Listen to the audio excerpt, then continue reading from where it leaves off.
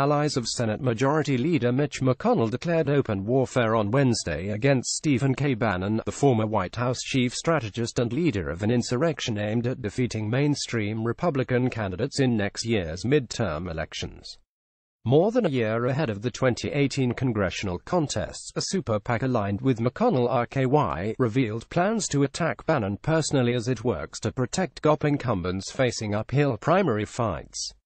The effort reflects the growing concern of Republican lawmakers over the rise of anti-establishment forces and comes amid escalating frustration over President Trump's conduct, which has prompted a handful of lawmakers to publicly criticize the president. Yet the retaliatory crusade does not aim to target Trump, whose popularity remains high among Republican voters. Instead, the McConnell-allied Senate Leadership Fund (SLF) will highlight Bannon's hardline populism and attempt to link him to white nationalism to discredit him and the candidates he will support. It will also boost candidates with traditional GOP profiles and excoriate those tied to Bannon, with plans to spend millions and launch a heavy social media presence in some states. The turbulence presents a danger to Republicans' narrow 52-seat majority in the Senate, with seasoned GOP lawmakers deciding against seeking re-election amid the political storm, and with many GOP voters cheering the rancor that Bannon has stoked from his perch at his website, Breitbart. Sen. Jeff Flake Rares, in an emotional plea Tuesday, said that he would not run in 2018, after Sen. Bob Corker of Tennessee had done the same in late September. Both men, no longer accountable to Republican primary voters, have taken on higher-profile roles as critics of the president, with Corker calling for a daycare to step in and control him and Flake calling Trump's behavior unacceptable. Some Republican lawmakers have privately fretted that simply speaking out against Trump's incendiary statements or the Bannon-aligned candidates that are arousing anger in the states will not be enough, and could backfire, as they try to survive the surge of grievance-driven politics that has gripped the GOP's base. "It's tough," Flake told CNN on Wednesday. "I'm competitive. I like to fight these battles.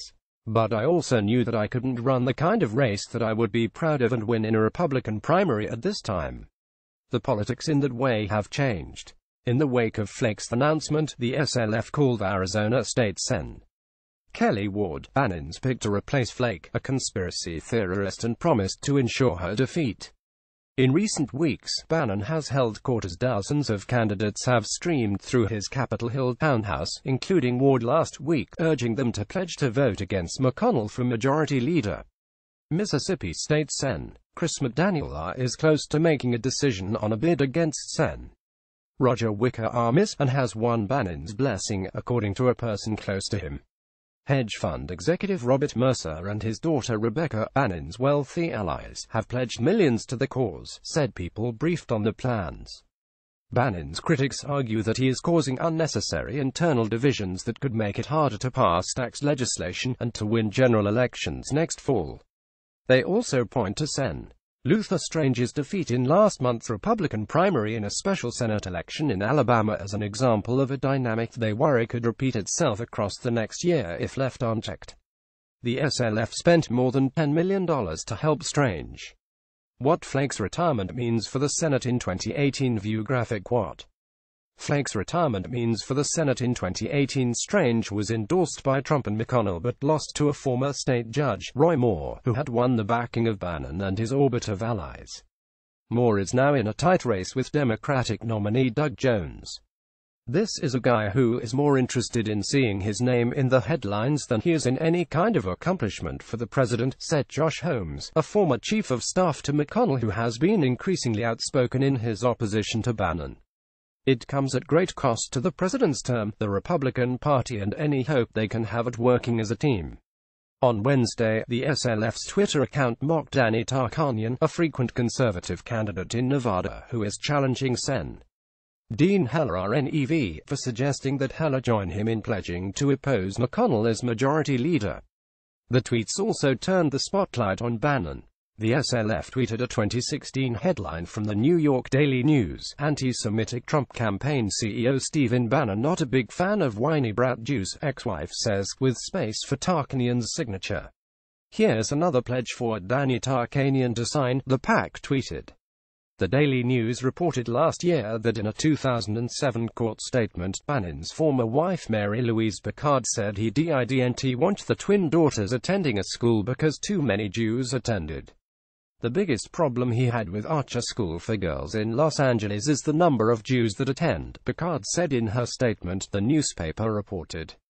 Bannon's spokeswoman Alexandra Priya told The Washington Post last year that Bannon has denied saying that and proudly sent the girls to Archer.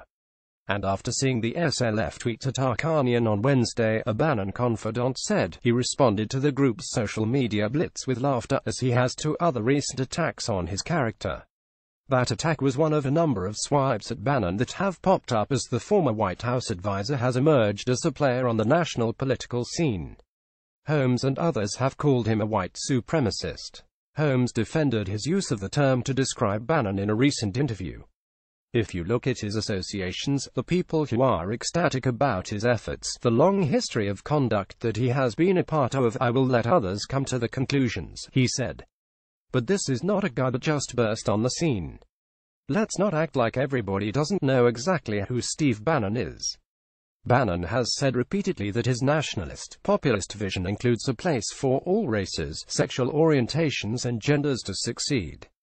Do we need any further evidence than Mitch McConnell and his cronies reducing themselves to using left-wing talking points to attack Steve? It's pathetic to watch, said Andy Sarabian, a senior advisor to the Great America Alliance super PAC and Bannon's former deputy at the White House. The pro-Trump PAC is engaged in a slew of races, sending around a bus to rally activists, and counts longtime operative Edward Rollins as its strategist. Every poll shows Mitch McConnell is an albatross on the Republican candidates, Sarabian said. If McConnell truly cared about our Republican majority in the Senate more than he cares about his own power, then he would step down as Senate Majority Leader today.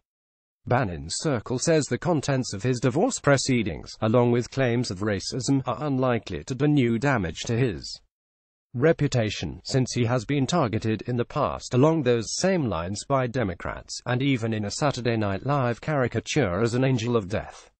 Advisors also note that the attacks elevate Bannon's profile, which could help carry his anti-establishment message. In an email, SLF President Stephen Law said he expects Bannon to become a liability for any insurgent candidates he supports in 2018. But his real impact would be felt in general elections, where Bannon's well-documented, toxic views and alt-right paper trail could become a liability for candidates who perceived as closely tied to him, Law said. According to public polling, neither McConnell nor Bannon is in good standing with voters. In an April poll conducted by Quinnipiac University, one of few to ask voters about Bannon, just 11% said they viewed him positively and 45% said they viewed him negatively. The numbers were better among Republicans, with a 9-point favorability margin. Sen. John Barrasso RWYO, one of the incumbents mentioned as a possible target for Bannon in 2018, dismissed the effort to get Senate Republicans to sign pledges vowing to oppose McConnell. No, I haven't signed pledges.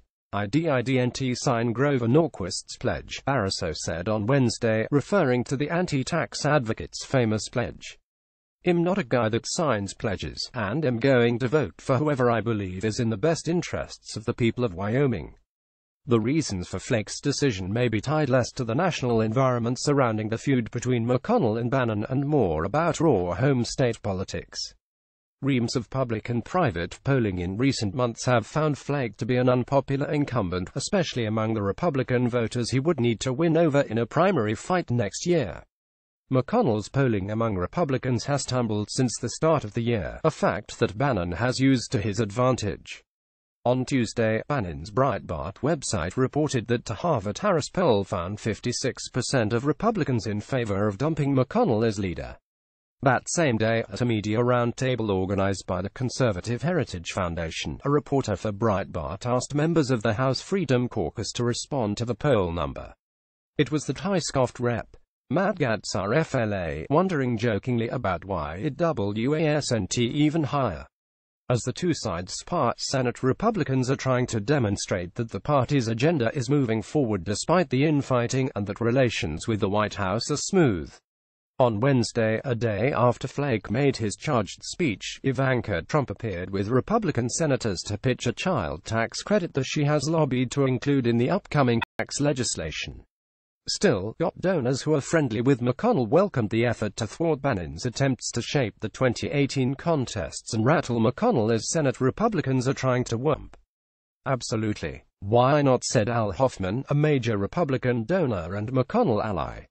You've got to get rid of the Bannon banner. Ed O'Keefe and Paul Kane in Washington and Sean Sullivan in Alabama contributed to this report.